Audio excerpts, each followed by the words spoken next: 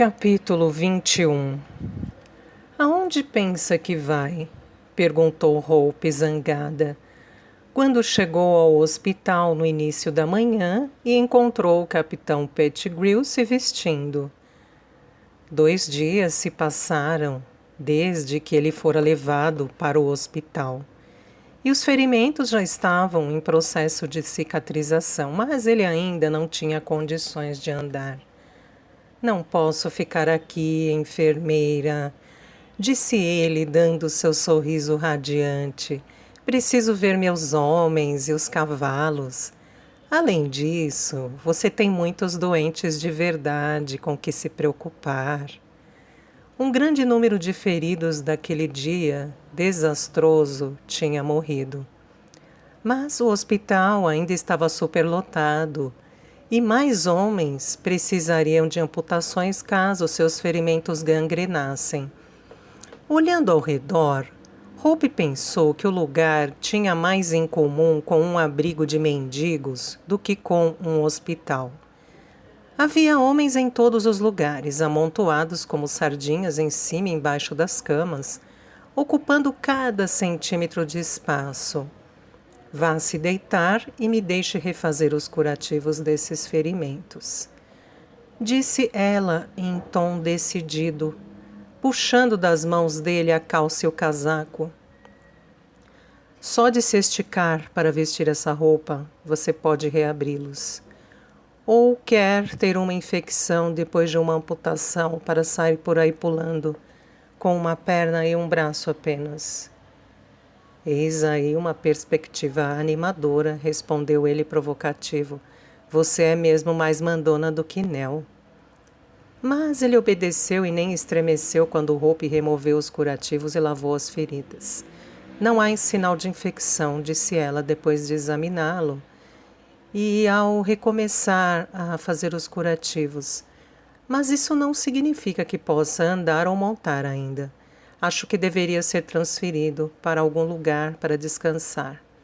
É preciso ter estômago forte para ficar aqui.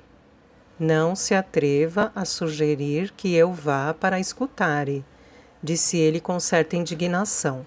Prefiro ficar aqui deitado olhando para você a enfrentar aquele buraco do inferno. Hope soubera que um exemplar do The Times tinha circulado no dia anterior, relatando a abominação que era o hospital de Scutari. Como resultado, a maioria dos feridos temia ser enviada para lá. Pergunte a Lord Cardigan se pode ficar no iate dele, então, retrucou ela. Era quase um milagre Cardigan ter sobrevivido ao ataque. A não ser por um corte bobo, ele não se feriu. Recolheu-se ao seu iate e mandou que o médico de sua companhia fosse tratá-lo lá. Dizia-se que estava bebendo muito, como seria esperado, porque muita gente ali o responsabilizava pela carnificina. Ele não gosta de oficiais indianos, disse Pettigrew, fazendo troça. Deve estar torcendo para que eu tenha batido as botas. Hope sorriu. Era divertido não se divertir com Pettigrew. Ele era corajoso, franco, encantador e às vezes parecia um menino travesso. Aparentemente, Lord Cardigan menosprezava oficiais que haviam servido na Índia. O que era ridículo, pois eram os únicos oficiais que tinham experiência recente de batalha. Podemos colocá-lo numa barraca nos fundos, sugeriu Hope. E se o seu criado não puder descer para atendê-lo, eu poderia levar-lhe uma tigela de mingau de aveia para fazê-lo recuperar as forças. Ele riu com gosto, mas depois fez uma careta com dor no braço. Não rir, não andar, não coisa nenhuma, disse ela com severidade fingida. Você já gastou toda a sua cota de sorte, então, se tem um pouco de bom senso, não pode abusar. Você pode reservar algum tempo para vir falar comigo hoje? Há tantas perguntas que quero lhe fazer.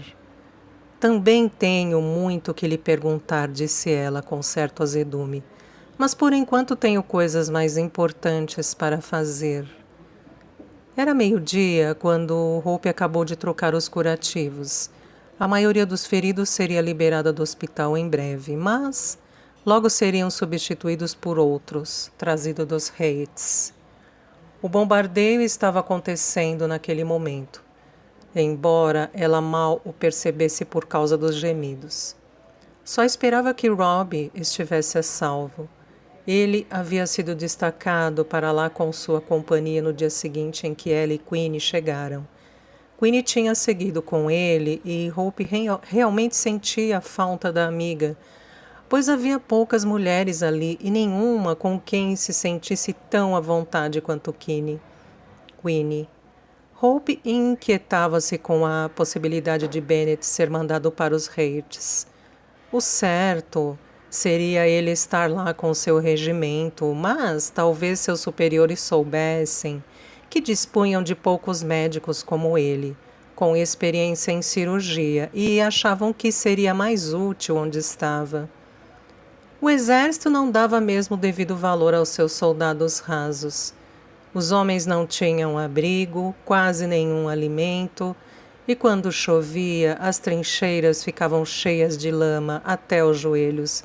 Todos estavam preocupados com o que aconteceria quando o inverno chegasse. Hope encontrou tempo para ver o capitão Pettigrew naquela noite. O mesmo médico que tratara o ferimento de Lord Cardigan transferiu o capitão para uma casinha perto do cais, utilizada pelos oficiais do 93º Regimento. Ela foi conduzida a um quarto nos fundos da casa pelo mesmo criado que encontrara no acampamento da cavalaria em Varna. Era um homem magro e rijo com cerca de 30 anos, dentes em péssimo estado e a cabeça completamente calva. A senhora cuidou muito bem do capitão, disse ele alegre. Não achei que fosse vê-lo novamente. Hope sorriu àquela observação tão contundente. Trate bem dele e não o deixe fazer muito esforço, recomendou ela. Pettigrew estava notavelmente bem instalado em suas novas acomodações. A cama não era comprida o suficiente para ele, mas tinha um travesseiro e uma colcha colorida agasalhando-o. O casaco, danificado, tinha desaparecido e sido substituído por uma camisa solta de linho branco. O senhor teve ajuda para trocar de roupa? Perguntou ela rigorosa. Mead me despiu com carinho, como se eu fosse um bebê, respondeu rindo. Então, voltando-se para Mead, que ainda estava na entrada, pediu-lhe que trouxesse café. Você já comeu? Perguntou Pettigrew. Mead pode preparar algo se ainda não tiver comido. Ele é um bom cozinheiro, de encabular a maioria das mulheres.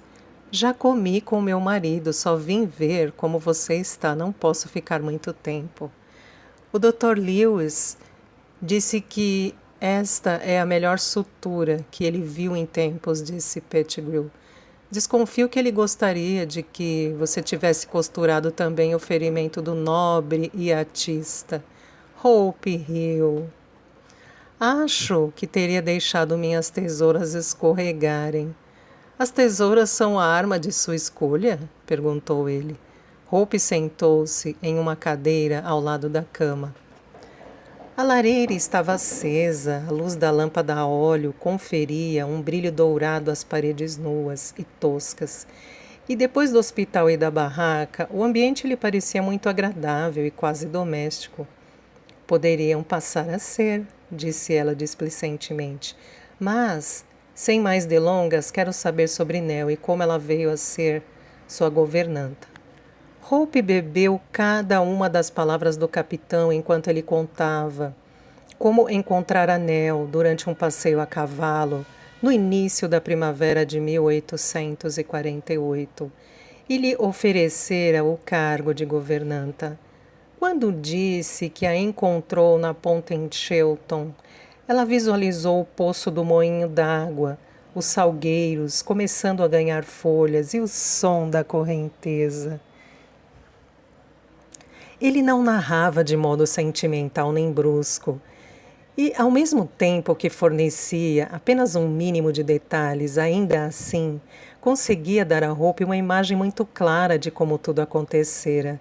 Não se deteve muito no estado de espírito de Nell, abalado após descobrir que Hope havia desaparecido, mas diminuiu qualquer ansiedade que ela poderia ter descrevendo com entusiasmo como Nell se incumbira dele e de sua casa, e explicando que ela estava se sentindo segura e satisfeita.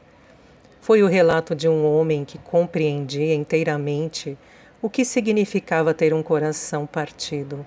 Um homem compassivo e consciente de quanto era difícil e injusta a vida das mulheres na situação de Nell. A esse respeito, ele era muito parecido com Bennett, e Hope percebeu que simpatizava mais com ele a cada minuto.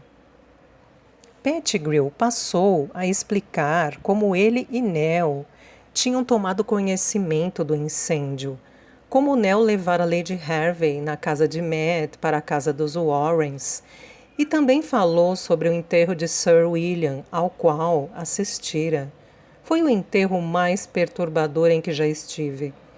O capitão suspirou. Normalmente, há apenas aquela tristeza profunda, sobretudo quando a morte foi inesperada. Mas ali havia perplexidade. As pessoas do vilarejo não conseguiam aceitar que um homem que conheciam, que rezava com eles na igreja, pudesse ser tão perverso a ponto de atear fogo a uma casa sabendo que havia pessoas lá dentro. Nell, coitada, estava transtornada. Apesar de terem se passado anos desde que deixara Albert, e, na ocasião, ela ter se manifestado contra ele para quem quisesse ouvir, acho que ela se sentia parcialmente responsável. Também acho, concordou Hope. Ela sempre achava que era culpa dela quando algum de nós fazia algo errado. Mas, e Rufus? Como se comportou durante o enterro? A raiva dele era palpável. Fez uma leitura da Bíblia durante a cerimônia religiosa com voz firme, mas estava tremendo. O olhar era gelado. Durante anos havia afirmado para quem quisesse ouvir que Albert era perigoso. Confidenciou-me que se recusou a passar aquele Natal em casa porque não gostava das liberdades que o homem estava tomando com seus pais. Ele agora é um belo rapaz, Hope, alto, atlético e muito bonito. É tão parecido com William quando tinha a mesma idade, que me fez voltar à época em que eu costumava importuná-lo para que me levasse junto quando saía a cavalo.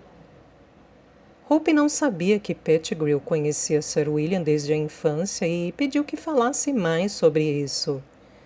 Eu tinha 6 anos e ele 10 quando nos conhecemos. Meu pai também era militar. Eu estava hospedado com minha tia e meu tio em Chelwood, quando chegou a notícia de que meu pai e minha mãe tinham morrido de febre. Desconfio que os pais de William disseram que ele tinha que ser gentil comigo por causa disso. E ele era de fato muito gentil, como se fosse um irmão mais velho. Ele parou abruptamente, fechando os olhos, e Hope adivinhou que estava se sentindo culpado por causa de seu relacionamento com Lady Hervey. Chega de falar de mim, disse ele de repente. Conte-me sobre um dia em que você deixou Briargate. Tudo começou com sua carta para Lady Hervey. Ela resumiu a história ao máximo e disse simplesmente que fora à casa do portão a fim de esconder a carta em que Albert a pegou em flagrante. No entanto, mesmo contando que Albert a agredira e forçara a escrever uma carta de despedida, ela percebia a inconsistência de sua história e se expressava de modo hesitante. Ele avisou que se eu não fosse embora, ele entregaria a carta a Sir William e Lady Hervey ficaria desonrada, e que Nell também seria demitida por encobrir a situação. Explicou ela corando, porque Pettigrew olhava para ela com um rosto muito sério. Ele me disse que se eu fosse embora e nunca mais voltasse, ele ficaria calado. Mas se Nell fosse demitida, ele com certeza teria que ir também? Isso teria sido ainda pior. Nell ficaria sozinha com ele sem amigos. Por que você não procurou Matt?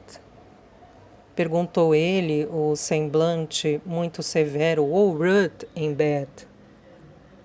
Sem saber por quê, Hope de repente começou a chorar. Talvez por ele conhecer aquelas pessoas de quem havia tanto tempo ela sentia falta, ou talvez estivesse contrariada por mais uma vez Albert a estar obrigando a se calar sobre o que sabia. Ele me proibiu de procurá-los e me preveniu que, caso o fizesse, ele tornaria a vida de Nell um verdadeiro inferno, disse aos prantos. Ele me espancou, me botou para fora debaixo de chuva e sem um centavo no bolso. Não pode imaginar o que passei. Acho que posso.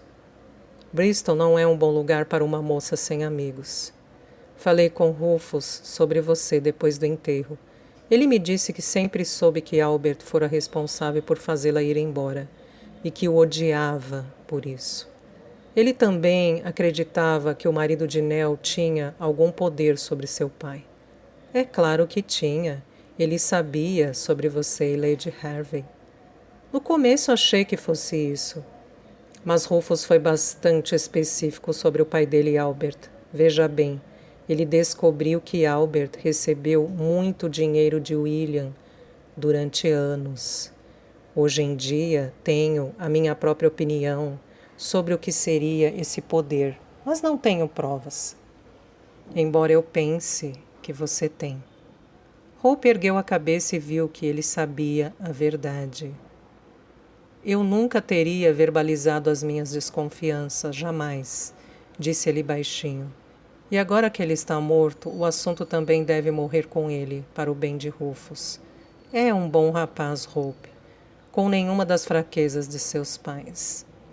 Nell me contou como vocês eram próximos quando crianças. Isso, é claro, deve ter sido o motivo mais forte para você obedecer a Albert, não foi? Pois não poderia ir pedir ajuda a ninguém sem revelar o que sabia. Não havia como negar de modo que ela assentiu. Eu encontrei os dois juntos, murmurou ela, lágrimas escorrendo pelo rosto. Mas não se tratava apenas de Rufus. Havia também Lady Harvey e Nell. Todos passariam uma enorme vergonha. O capitão segurou a mão dela. Sua lealdade a enobrece, Hope, disse ele com voz trêmula. Acho que a maioria das pessoas só teria pensado em si. Mas não tenha medo, nunca revelarei o que você me disse. Preciso ir. Hope levantou-se e enxugou os olhos. Fiquei muito tempo e Bennet deve estar preocupado. Mas o que digo, Anel? Fale apenas sobre a carta. Só isso vai bastar. Ela não é desconfiada nem experiente nas coisas do mundo como eu. Não queira mal a William. Ele não podia evitar ser como era. Encontrei muitos homens como ele durante minha carreira no exército, homens bons e corajosos que fazem um enorme esforço para se reprimir. Às vezes, eles simplesmente não conseguem mais se conter. Fiz todo o possível para lutar contra o amor que sentia por Anne, mas fracassei. De certa forma, é a mesma coisa. Nunca tive ódio de Sir William, disse ela, com os olhos marejados, somente de Albert, e não por isso. Mas pela crueldade dele com Nell e por nos obrigar a ficar separadas. Ele a fitou demoradamente, então abriu um sorriso. Sabe, você é mesmo tudo o que Nell disse que era e muito mais. Escreva para ela para o meu endereço, Willow End, Bassel Road. Como vê, existe um Deus, até mesmo neste lugar, onde parece que ele nos desertou. A esta altura, Nell já deve ter recebido minha carta, mas é de você que ela vai querer saber. Por impulso, Hope se inclinou e beijou a testa dele, depois correu para a porta e saiu, sem dizer mais nada. No dia seguinte, à Batalha de Balaclava, houve outra pequena batalha perto de um vilarejo deserto chamado Inkerman. Pouco depois, as tropas russas foram vistas se reunindo nas colinas de Fedyukhine e ficou evidente que planejavam um ataque definitivo em breve. Contudo, por mais preocupante que fosse, enquanto houvesse tiros sendo disparados constantemente em Sebastopol, o que enviava um fluxo diário de soldados feridos e doentes para o hospital, havia muito a ser feito para se resolver como iam lidar com mais vítimas. No dia 4 de novembro, choveu muito, e as sentinelas que vigiavam as tropas russas relataram uma noite tranquila. Porém, quando estavam saindo de serviço na madrugada do dia 5, deu-se o ataque. Havia uma neblina espessa e as tropas aliadas eram muito inferiores em efetivo e em munição. Mas o que faltava em números sobrava em coragem e iniciativa, e no meio da tarde os russos estavam em plena retirada. A notícia da vitória chegou rapidamente ao hospital. Contudo, era difícil alguém achar que cabia uma comemoração. Não com 2.500 dos homens mortos e feridos. Assim como 1.700 soldados franceses.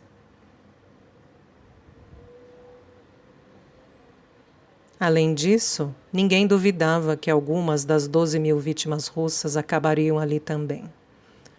Mas todos fizeram o que era preciso fazer, arregaçaram as mangas e prepararam-se para o embate da melhor maneira possível.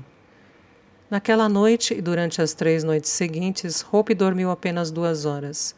Sabia que os médicos tinham razão quando diziam que fariam mais mal do que bem, se tentassem operar com pouca claridade. E entendia por que iam para suas camas à noite, mas ela não conseguia esquecer os gritos de sofrimento dos pacientes. Fazia muito frio e muitos dos feridos tremiam deitados nas carroças que os tinham levado para lá, pois não havia espaço para trazê-los para dentro. Só o que podia fazer era enrolá-los em cobertores, ajudá-los a tomar um pouco de conhaque ou simplesmente lavar seus rostos. Mas, pelo menos, perguntando seus nomes, dizendo que eles seriam atendidos o mais rápido possível e mostrando que se importava, ajudava-os a passar a noite. O capitão Pettigrew apareceu no hospital no início do 4º dia, quando Hope estava sozinha com os feridos mais graves. Ele caminhava com a ajuda de uma muleta improvisada e, quando ela o ouviu, correu para repreendê-lo. Ficou louco, disse ela com voz sibilante. Vai reabrir as feridas. Está tudo bem. Não é nada comparado com algumas dessas feridas que tem aqui. Vim ver se havia algo que eu pudesse fazer. Ele estava mesmo falando sério e Hope reparou em seu olhar estarrecido quando ele enxergou uma caixa de membros amputados que ainda não tinham sido retirados dali por um dos ordenanças. Hope rapidamente a cobriu com um cobertor, mas não conseguiu esconder os muitos homens com ataduras encharcadas de sangue, nem os gemidos de um soldado num canto. Para onde quer que o capitão olhasse, havia cenas atrozes. E mesmo para alguém sem conhecimento médico, era certo que a maioria dos pacientes morreria. Bondade sua, vir oferecer ajuda, disse ela. Mas não deveria estar aqui. Talvez em 1 ou 2 dias já possa vir conversar com alguns dos pacientes menos graves. Muitos deles não conseguem escrever uma carta para casa e apreciariam se fizesse isso por eles. Mas vá agora, antes que caia e arrebente os pontos. Ele se apoiou com firmeza na muleta, mas estendeu a mão livre e acomodou um cacho solto do cabelo dela debaixo da touca.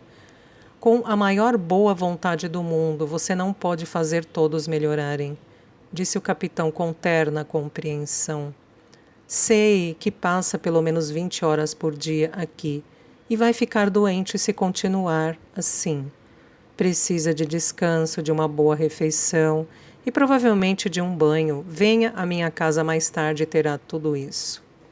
Um banho? Disse ela espantada. Ele acertara em cheio ao mencionar a única coisa pela qual ela venderia a sua alma. Vocês têm uma banheira? Temos, ele riu. E Mid pode enchê-la para você. Traga Bennett, pois sei que ele tem trabalhado tanto quanto você. Mas nada de mas, disse Pettigrew com firmeza. Nell iria querer que eu a forçasse a concordar, e recebi uma carta dela. Se você não for, não a deixarei vê-la. O que ela diz? Num instante. Hope era uma garotinha outra vez, borbulhando de excitação, pois era provavelmente a resposta à carta que o capitão enviara contando que a encontrara em Varna. Você só vai descobrir depois de uma refeição e de um banho. Não vou adiantar nenhuma palavra até lá.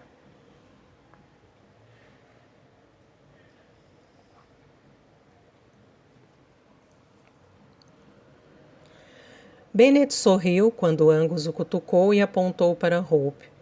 Ela tinha se sentado na cama, passando os dedos pelos cabelos para ajudar a secá-los, mas acabou caindo no travesseiro e estava profundamente adormecida.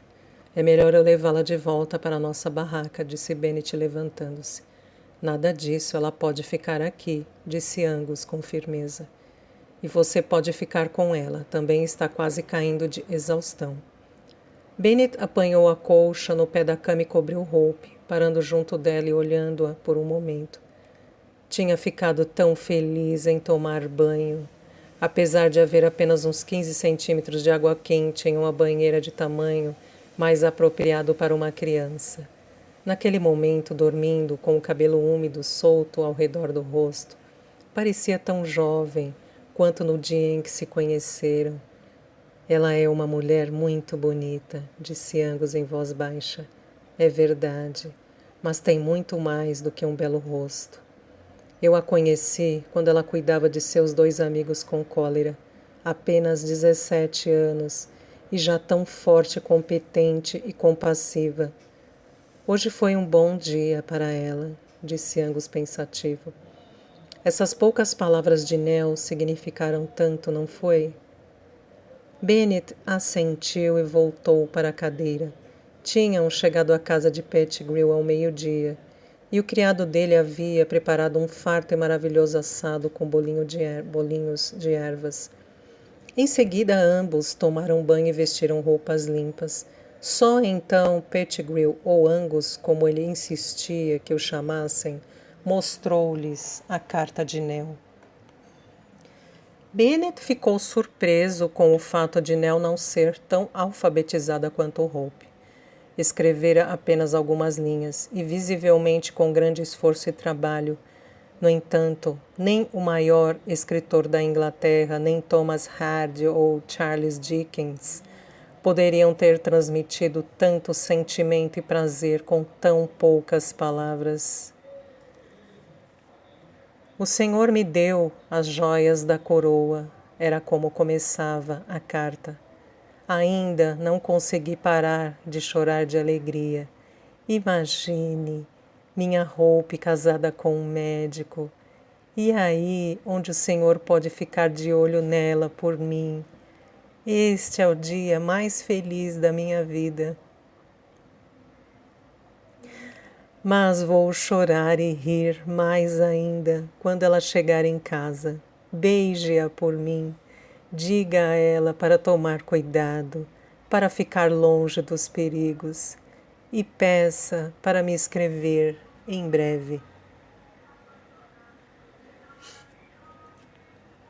Bennet riu. O destino age de maneiras misteriosas. Incrível termos que atravessar a Europa para isso. Você poderia ter ido direto ao vilarejo na Inglaterra e resolvido essa questão de uma vez, disse Angus, com um sorriso irônico. Diga-me, Bennet, por que não foi lá? Quando eu iria? Você não é o único no exército. Voltei para casa em janeiro, me casei, tive uma curta lua de mel e depois viemos para cá. Sim, é verdade que teve pouco tempo.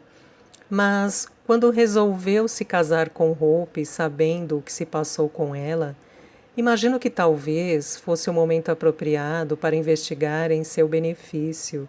Se tivesse ido à cervejaria local e feito algumas perguntas, ia descobrir que Nell estava morando comigo. É fácil para você dizer isso agora, mas Hope não ia querer que eu fosse lá fazer perguntas. Acho que você nem sugeriu tal coisa, retrucou Angus. Você a queria toda para si, não foi? Ora, faça-me o favor, exclamou Bennet. Não, e preste atenção, interrompeu Angus. Eu vi seu rosto quando Hope leu esta carta. Você ficou comovido, mas também com um pouco de medo, com medo de que Nell e o resto da família a roubassem de você. Claro que não fiquei com medo. Bennet bufou escarnecendo. Ficou sim. Não é nada surpreendente. Ela é um grande tesouro e, sendo a única pessoa em sua vida, pode tê-la só para si. Mas ouça um conselho meu, não a prenda numa gaiola, deixe-a voar. E por que devo achar que você entende alguma coisa de amor e casamento? Disse Bennet com frio sarcasmo. Às vezes, quem está do lado de fora pode enxergar com mais clareza do que quem está muito envolvido. Ouça, Bennet, já falei demais por hoje. E você está tão exausto quanto sua esposa. Vá para a cama agora, antes que caia de cansaço. Bennet sentia-se fortemente tentado a tirar Hope da cama e levá-la para casa, apenas para mostrar ao capitão Pettigrew que ele não se importava com seus conselhos ou opiniões. Mas estava cansado demais para protestar e Hope parecia muito confortável para ser perturbada. E onde você vai dormir? Angus deu um sorriso torto. Não se preocupe comigo, vou encontrar outra cama. Nos dias frios e úmidos que se seguiram, a euforia geral em Balaclava causada pela retirada russa em Inkerman desapareceu rapidamente. O tiroteio quase constante em Sebastopol e os relatórios recebidos de que pouco ou nenhum dano havia sido causado nas defesas da cidade tornavam cada vez mais irrefutável o fato de que os aliados não poderiam tomá-la rapidamente. A dura realidade era que as tropas quase certamente permaneceriam nas trincheiras durante todo o inverno. A ansiedade crescia a cada dia no hospital. 40 ou 50 homens eram declarados doentes todos os dias e enviados para lá. Outros 20 ou 30 seriam feridos. Na verdade, havia apenas 16.500 homens aptos para o serviço, quando inicialmente havia 35.000. Ainda havia casos de cólera entre eles, assim como de tifo, febre tifoide e malária, embora as últimas 3 doenças fossem, em geral, apenas classificadas como febre comum. Com poucos remédios e uma quantidade insuficiente de alimentos nutritivos e de fácil digestão disponíveis para os doentes, as chances de recuperação eram escassas. Bennet frequentemente se via tomado por uma raiva surda, pois os bens e provisões de que necessitavam com urgência chegavam ao porto, mas a burocracia emperrada e ineficiente tornava impossível levá-los ao destino apropriado. Os homens estavam construindo uma ferrovia para o cerco, que, quando fosse concluída, tornaria o transporte para os Heights muito mais fácil. Esse trabalho, absurdamente pesado, porém, já bastava para matar homens enfraquecidos pela doença e pela fome. Se não fosse por uma mulher negra jamaicana que os soldados chamavam de Mãe Seacole, todos os feridos deitados em macas durante horas no cais gelado teriam morrido, à espera de serem embarcados em um navio com destino a Scutari. Ela era parte do enxame de vivandeiros que tinham aparecido para vender seus produtos para os soldados. Entretanto, embora estivesse na Crimeia a negócios e tivesse uma loja fora da cidade onde vendia de tudo, desde refeições quentes até botas novas, era uma mulher sinceramente bondosa. que tinha experiência com enfermagem e estava quase sempre no cais, distribuindo xícaras de chá e outros pequenos confortos.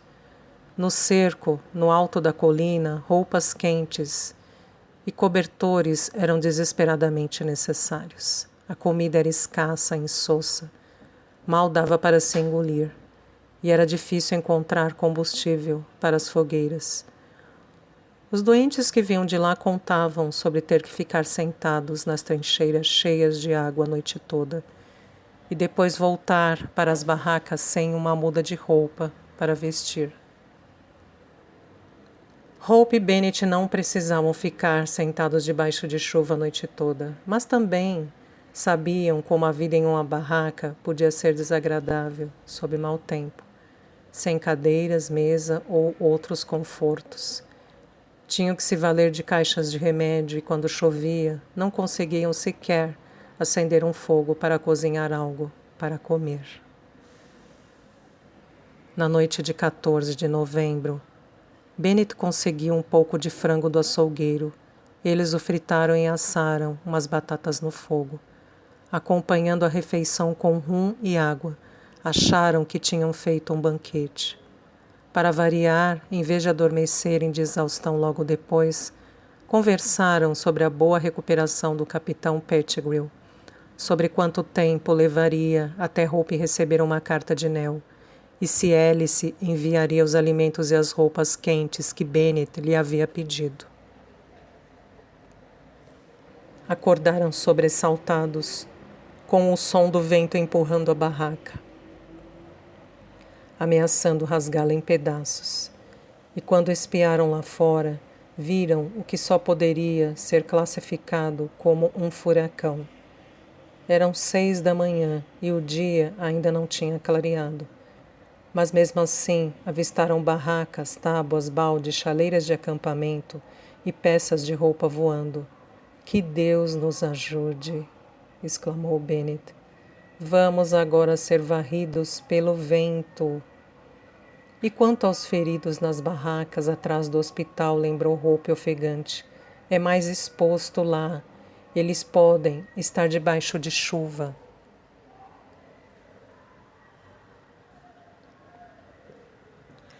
Bennett segurava o poste da barraca com medo de que se partisse em 2. Vista-se enquanto seguro isto aqui. Coloque todos os nossos pertences em caixas e então iremos. O que são esses estalos? Perguntou Hope, enquanto enfiava o vestido e calçava as botas às pressas. Devem ser os navios no porto batendo uns contra os outros, respondeu ele. Vão ter um baita prejuízo, aposto. Deixando a barraca o mais firme que puderam, foram para o hospital. O vento era tão forte que Hope teria sido arrastada de Bennett, se Bennett não a segurasse pela mão. Porém, assim que se afastaram da proteção das construções, o vento que soprava diretamente do mar atingiu-os, jogando-os contra uma parede. Outros chegaram para ajudá-los a tirar os feridos das barracas mais expostas e levá-los para dentro do hospital pela porta dos fundos. Mas foi um trabalho prolongado e difícil, com destroços batendo em seus rostos enquanto trabalhavam.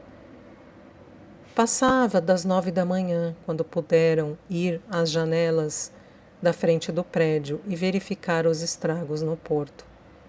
A visão com que se depararam era verdadeiramente estarrecedora. As ondas, além da muralha do porto, eram tão grandes que os borrifos passavam por cima do alto das colinas e se derramavam no porto como se fosse uma inundação. Os navios atracados muito próximos esfregavam-se uns contra os outros e os costados estavam sendo quebrados aos poucos. O Estrela do Mar já havia perdido a maior parte da popa. E muitos navios haviam perdido seus mastros, que causavam danos em outros ao cair. O mar estava revolto e arfando, como se pretendesse devorar cada navio no porto. E os navios lá fora? Perguntou Hope a Bennett. Poucos dias antes, durante uma forte ventania, As autorizações solicitadas por vários comandantes de navio mercantes para ir se abrigar no porto interno tinham sido negadas. Ainda estavam ancorados lá fora e em grande perigo. Foi o mais negro dos dias. Às 10 da manhã, soube-se que o Prince tinha afundado fora do porto e toda a tripulação havia se afogado. Outros navios sofreram graves danos e muitas vidas se perderam. Mais tarde, quando o vento amainou, começou a nevar. O dia seguinte foi muito frio, mas fazia sol, e somente então foi possível avaliar a extensão dos estragos causados pelo furacão. No cerco, em terreno muito mais exposto do que Balaclava, barracas, roupas e equipamentos haviam sido levados pelo vento e desaparecido para sempre, incluindo as barracas que estavam sendo usadas como hospitais de campanha, e os doentes e feridos haviam ficado expostos ao vento e à chuva. O porto estava cheio de destroços, telhados e janelas haviam sido arrancados de edifícios, e quase todos os navios ancorados no porto tinham sofrido enormes estragos. Mas foi a perda do Prince que deixou todos em choque, pois o navio estava carregado de bens de que tão urgentemente precisavam. Roupas quentes para as tropas, suprimentos de remédios, conhaque, cobertores, catres, chá e açúcar. Ironicamente, um dos passageiros que perderam a vida quando o navio afundou foi o Dr. Spence, o vice-diretor-geral de hospitais, que viera fazer uma inspeção em consequência de relatórios difamatórios sobre as condições médicas na Crimeia. Dr. Meadows. Bennet levantou a cabeça ao ouvir seu nome e viu Angus Pettigrew acenando para ele, por trás de carros de boi pesadamente carregados. O cais estava abarrotado e caótico, como de costume. Nem mesmo uma ordem recente para que a sujeira fosse retirada, um novo local fosse construído para o abate de animais e os corpos em decomposição na água fossem rebocados para alto mar, fizera muita diferença. Ainda era uma vergonha. Bennet não estava disposto a falar com Angus, embora tivessem se passado 3 semanas, desde que o capitão mostrara a Hope a carta que recebera de Nell. Bennet ainda estava remoendo o que ele lhe dissera. Sabia que Angus tinha razão. Se tivesse sido homem de verdade, teria ido a Compton Dendo há tempos e descoberto que Nell tinha abandonado Albert. Naquela época, porém, ele ainda não era um homem de verdade. Ainda era, em essência, o rapaz que fora alvo de tantas piadas na faculdade de medicina. Ainda o incomodava lembrar que permitira que o tio o intimidasse e que não fora firme o bastante para impedir que Hope fosse mandada para St. Peter. Ingressara no exército simplesmente porque era uma maneira de sair de debaixo da asa de seu tio, não porque fosse corajoso. Não imaginava então que seria empurrado para o serviço ativo, e se tivesse sabido na época, fugiria em disparada. Tinha na mente a visão cor-de-rosa de ser um oficial médico ligado a um quartel, e que em alguns anos poderia se casar com Hope e criar filhos. No entanto, o que não esperava era encontrar seu próprio nicho no exército. Soldados doentes não precisavam de outro sargento durão gritando com eles. Queriam alguém que os ouvisse e tivesse conhecimentos necessários para deixá-los em forma novamente. E nem os oficiais, nem os soldados rasos se preocupavam com os antecedentes do médico, nem com sua posição financeira ou social. Para eles, ele era um médico de primeira e consideravam uma sorte tê-lo em seu regimento. Sentir-se apreciado, ter suas opiniões valorizadas e suas habilidades médicas admiradas, o fizeram perder a timidez. Descobriu que era capaz de enfrentar injustiças e antigas práticas médicas condenáveis. A dureza da vida do exército na África do Sul também o fortaleceu. E o médico militar Meadows, que voltou para se casar com Hope Renton, era um homem muito diferente daquele que morrera de medo quando entrou em Lewisham pela primeira vez. No início da lua de mel, ele tinha dito que estava na hora de Hope procurar sua família, e estava sendo sincero. É claro que não sabia então que poucas semanas depois ambos estariam viajando para o Mar Negro. Se soubesse o inferno que os esperava, não teria deixado Hope acompanhá-lo. Mas já estava feito, e ela provara ser inestimável. Só o que lhes restava era trabalhar com afinco, contando que as coisas pudessem melhorar. Também precisava se acostumar com a ideia de que o capitão Angus Pettigrew continuaria a ser irritante como um piolho. "Como estão os ferimentos?" perguntou Bennet quando conseguiu se fazer ouvir por Angus. "Bem melhores agora, obrigado, embora a perna ainda esteja um pouco rígida." Angus abriu um sorriso largo. Ele estava de uniforme completo e visivelmente novo, pois os alamares dourados não estavam escurecidos. E o casaco azul e a calça vermelho cereja não tinham manchas nem remendos. Somente as botas gastas indicavam que ele estivera em combate. "Você é o homem mais elegante do cais", disse Bennet com mais sarcasmo do que admiração. "Sorte sua ter um uniforme extra." "Eu me sinto excessivamente bem vestido", disse Angus, o sorriso desaparecendo ao relancear os olhos para dois homens da infantaria que vinham passando, cujos uniformes eram literalmente farrapos, cobertos de lama. "Mas vou subir para o acampamento e você sabe..."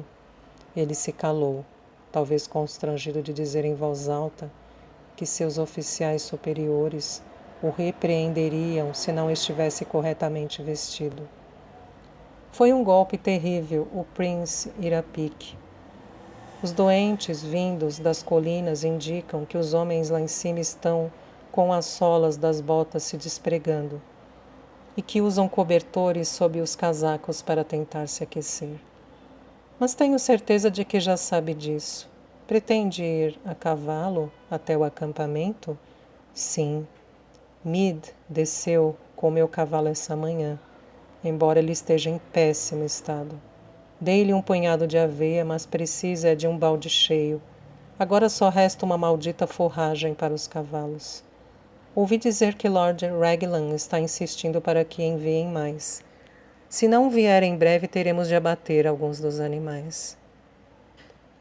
Arrisco-me a dizer que alguns dos homens que estão com frio e fome gostariam de ser abatidos também, para que acabasse o sofrimento deles. Bennet suspirou. Não vai ser um Natal muito alegre. Eu esperava alegrá-lo um pouco, perguntando se você e Hope gostariam de usar meu quarto, disse Angus, indicando o prédio atrás deles com um gesto. Vou ficar lá em cima do acampamento e vocês dois não podem viver em uma barraca, agora que está ficando tão frio. Isso é muito generoso de sua parte. Bennet de repente sentiu o coração mais leve. Durante as 2 ou 3 noites anteriores, a temperatura caíra abaixo de 0.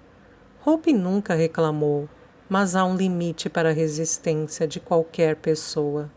Ela é durona, Angus sorriu. Já recebeu uma carta de Nell? Bennet balançou a cabeça. Hope espera o correio todo o dia e deve ter escrito uma dúzia de cartas para casa.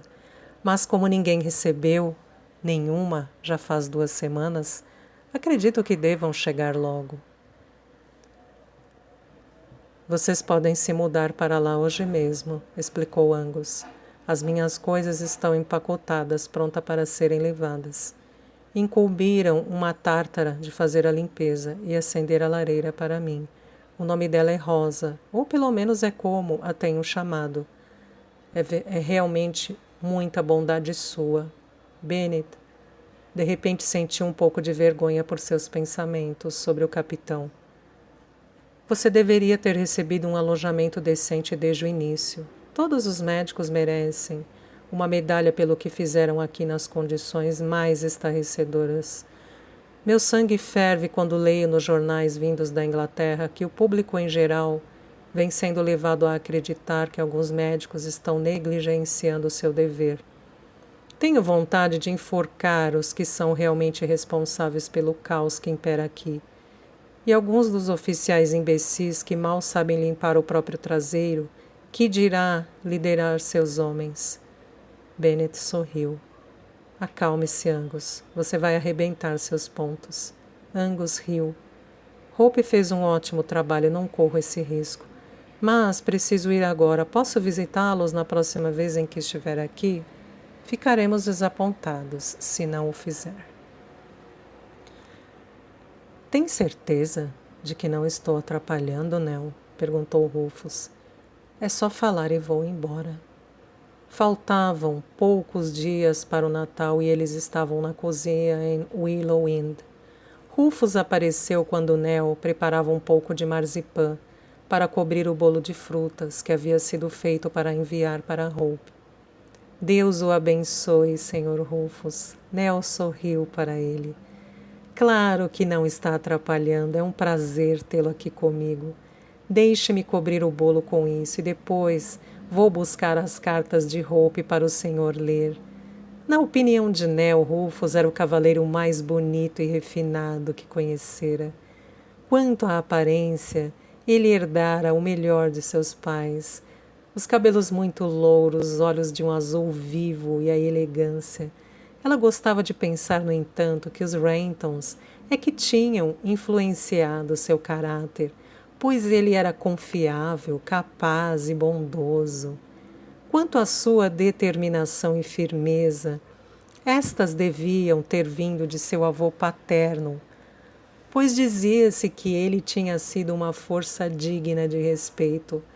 Rufus voltou a Oxford depois do enterro do pai, deixando a mãe com os Warrens em Wick Farm.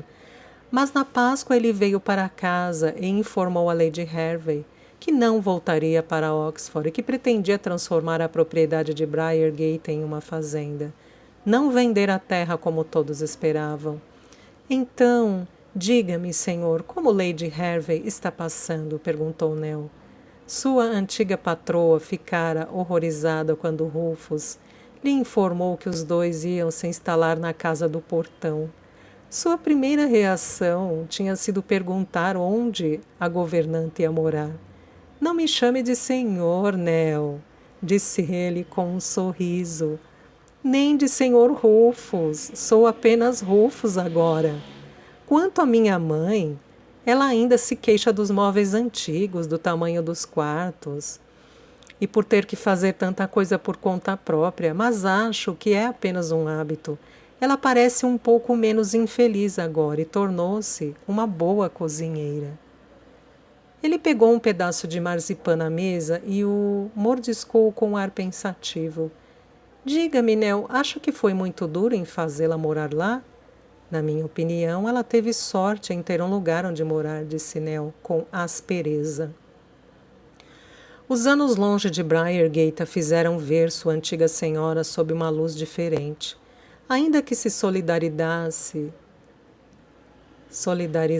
com Lady Hervey pela perda de seu marido e de sua casa, não achava que ninguém, por mais alta que fosse sua linhagem, deveria esperar que outros a sustentassem. Se a deixassem, Lady Hervey teria ficado com os Warrens indefinidamente. Suas irmãs deram a entender que não a queriam na casa delas, e ela não tinha dinheiro para viver em outro lugar. Às vezes, acho que eu deveria ter vendido as terras e comprado uma casa pequena em algum lugar como Bath. Sei que minha mãe teria preferido. Rufus suspirou.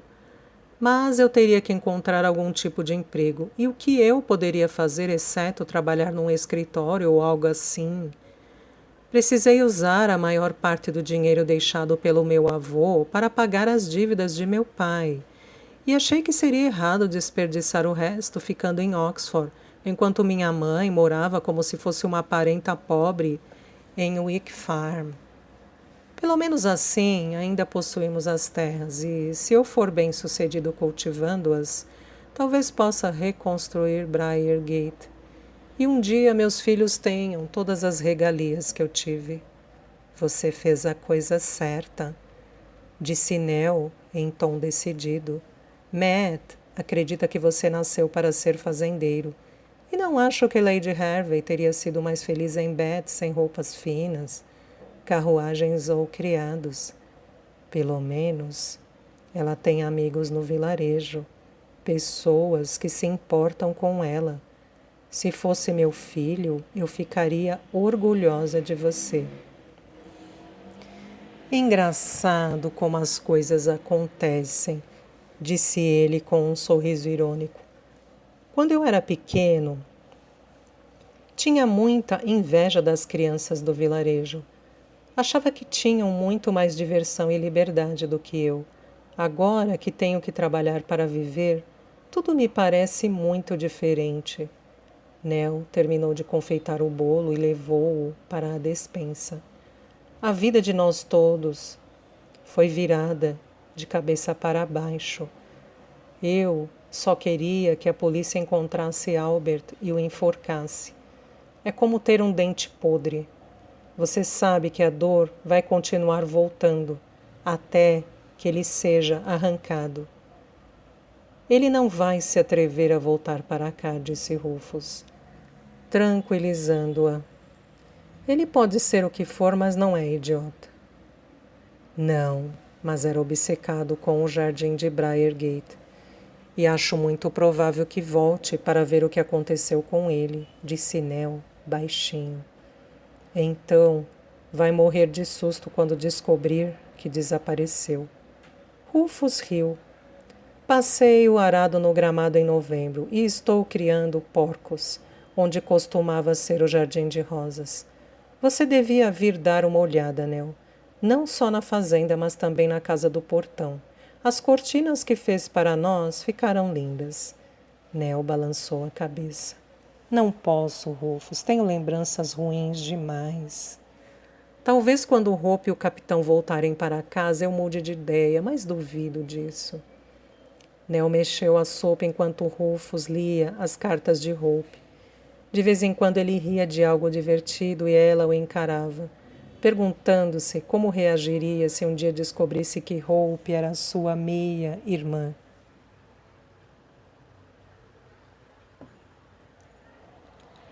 Mesmo orgulhosa e feliz por Hope ter se saído bem e se casado com um médico, o segredo de sua verdadeira origem preocupava Nell quase tanto quanto a perspectiva de Albert um dia aparecer. Hope mencionava o capitão Pettigrew com muita frequência em suas cartas. Evidentemente, Nell não havia mostrado a Rufus a primeira, em que ela explicava como Albert a tinha pego com a carta do capitão para Lady Hervey, além de fazer várias referências ao caso de amor de ambos. Mas nas cartas subsequentes percebia-se nitidamente que ela criara laços afetivos com o capitão enquanto tratava de seus ferimentos. As cartas de Angus mostravam que o afeto era mútuo, e embora o bom senso dissesse a Nell que a causa provável eram as respectivas ligações de ambos com ela própria, podia perceber que havia mais do que isso envolvido. Por um lado, dizia a si mesma que talvez devesse contar-lhes a verdade. Hope não tinha outro pai agora. O capitão não tinha outros filhos. Seria um conforto um para o outro. Por outro lado, havia Rufus. Ele poderia muito bem ficar tão encantado que sua amiga de infância fosse de fato sua meia-irmã, que não faria caso da infidelidade da mãe. Mas ela duvidava que lhe agradasse descobrir que o capitão Pettigrew, um homem que conhecera durante toda a sua vida e que a admirava, era o vilão da história. Quando Nell recebeu a maravilhosa notícia de que o capitão encontrara Hope em Varna, foi direto à casa de Matt. O irmão transmitiu a informação a Rufus, que por sua vez contou a Lady Hervey. Lady Hervey conseguiu alguém para levá-la numa carruagem pequena até Nell no dia seguinte e tagarelou sem parar. Era difícil adivinhar o que realmente sentia. Se era alegria que Hope estivesse viva e bem, pavor que sua culpa secreta estivesse prestes a ser exposta, ou simplesmente ciúme por Nell receber cartas do capitão e ela não. Talvez fosse um pouco de tudo isso. Nell não deu muita atenção à sua antiga patroa nesse dia.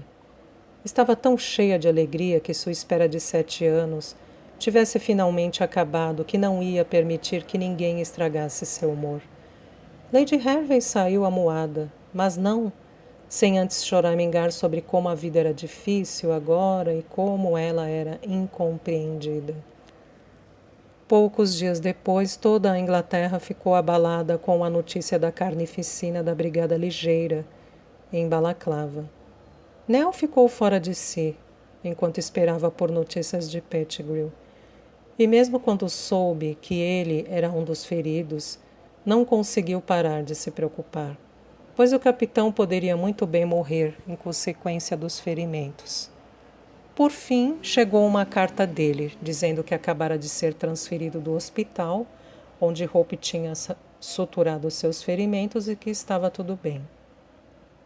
Nell deve ter lido essa carta umas 100 vezes, chorando a cada vez. Tinha parado de ir à igreja depois que o reverendo Gosling, além de não demonstrar preocupação nenhuma com Hope, lhe disse que ela era uma pecadora por ter deixado Albert. Naquele dia, porém, ela foi à igreja em Keynsham e agradeceu a Deus. Mesmo então com mais 2 cartas do capitão e 5 de Hope, ela continuava inteiramente convencida de que havia sido a mão de Deus que reunira os dois, e que fora com um propósito que ele logo revelaria. Imagine Hope costurando o capitão Pettigrew. O comentário de Rufus tirou Nell bruscamente de suas reflexões. Ele parecia tão incrédulo, os olhos arregalados e inebriados pelo romantismo da guerra. Ah, e pensar que eu a ensinei a costurar, Nell riu. Mas ela faz tudo parecer tão sujo lá. Se é ruim assim, não sei como ela aguenta. Ela só está nos contando como as coisas realmente são. Pelo jeito, não acha que Lord Cardigan seja o herói que fomos levados a acreditar, disse Rufus, pensativo, os olhos em uma das cartas. Ou que Lord Raglan seja um grande general. É espantoso que tantos soldados estejam morrendo de doenças, que passem fome, não tenham roupas quentes e nem mesmo abrigos apropriados. Ela sempre teve coração mole, mas também sempre foi muito verdadeira, Nell, lembrou Rufus. Tenho a impressão de que estamos recebendo uma imagem falsa por aqui. Como se atrevessem a pôr a culpa de tantas mortes nos médicos, quando o erro foi de fato do governo, que não planejou esta campanha da maneira correta desde o início. Bem sei que você lê todos os jornais e compreende o que lê. Eu não entendo nada. O que me parece é que eles glorificam a guerra. Não nos contam, como Hope faz, sobre os homens que desmaiaram de calor na marcha para Balaclava, porque seus uniformes eram quentes demais, nem que não tinham nada para beber. Imagine eles serem deixados lá para morrer, porque não havia carroças para levá-los. Nell franziu o nariz com desagrado. Não gosto dessas partes das cartas dela, quando fica se alongando sobre essas coisas. Então você é tão ruim quanto minha mãe, disse ele em tom desdenhoso. Ela só se interessa por soldados quando eles estão uniformizados para uma revista de tropas e com a banda tocando. Nell virou-se para a panela de sopa, a fim de que Rufus não lhe visse o rosto, porque tinha medo de revelar seus sentimentos. Tinha certeza de que Lady Hervey estaria ansiosa para ouvir as últimas notícias sobre o capitão quando Rufus voltasse para Briargate mais tarde. E veria os ferimentos do capitão Pettigrew como a desculpa perfeita para escrever para ele e tentar reconquistar seu coração. Se conseguisse, como Nell ficaria?